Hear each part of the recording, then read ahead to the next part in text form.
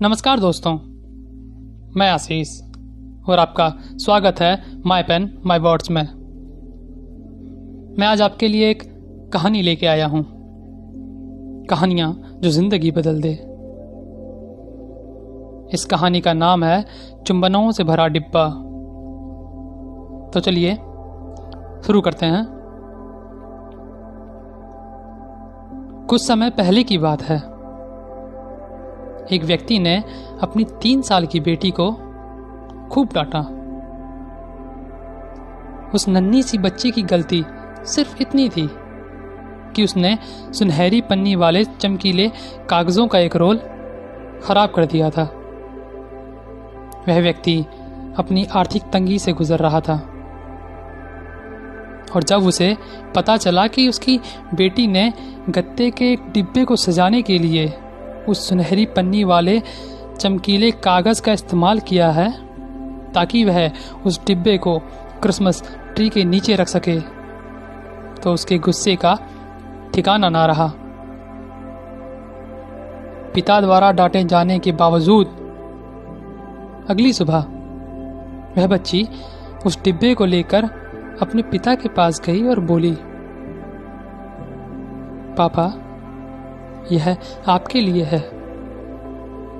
बेटी के शब्द सुनकर उसे अपनी गलती का एहसास हुआ और उसने महसूस किया कि रात को उसने अपनी बेटी को जरूरत से ज्यादा ही डांट दिया, जबकि गलती तो बहुत मामूली सी थी। उसने बेटी के उपहार को स्वीकार किया, पर जैसे ही उसने वह डिब्बा खोला तो उसका गुस्सा एक बार फिर से भड़क उठा। डिब्बा अंदर से खाली था। वह बच्ची पर चिल्लाया, क्या तुम्हें मालूम नहीं है कि जब किसी को कोई उपहार दिया जाता है तो डिब्बे के अंदर कुछ रख कर देते हैं? आंखों में आंसू लिए उस नन्ही बच्ची ने अपने पिता की ओर देखा और कहा, पापा, यह खाली नहीं है। मैंने इसे अपने चुंबनों से भरा है और वे सभी आपके लिए हैं। अपनी बेटी के ये शब्द सुनकर उस व्यक्ति का हृदय पसीज गया। उसकी आंखों में आंसू थे। उसने अपनी बेटी को बाहों में भर गले से लगा लिया और माफी मांगी। कई सालों तक वह व्यक्ति उस सुनहरे रंग के डिब्बे को अपने सिरहाने रखकर सोता रहा और जब कभी उसका मन उदास होता, वह डिब्बे से एक काल्पनिक चुंबन निकालकर अपनी बेटी के उस प्यार को याद करता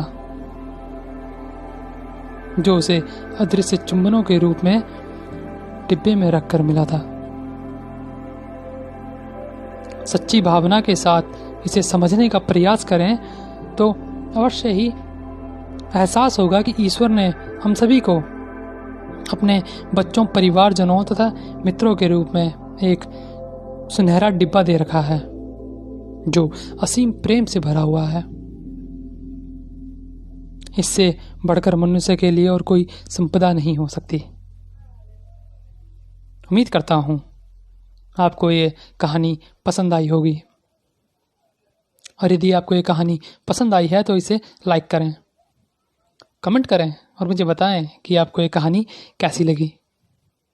तो आपसे जल्द ही मिलूंगा किसी नई कहानी, किस्से, कविता के साथ, और तब तक के लिए नमस्कार।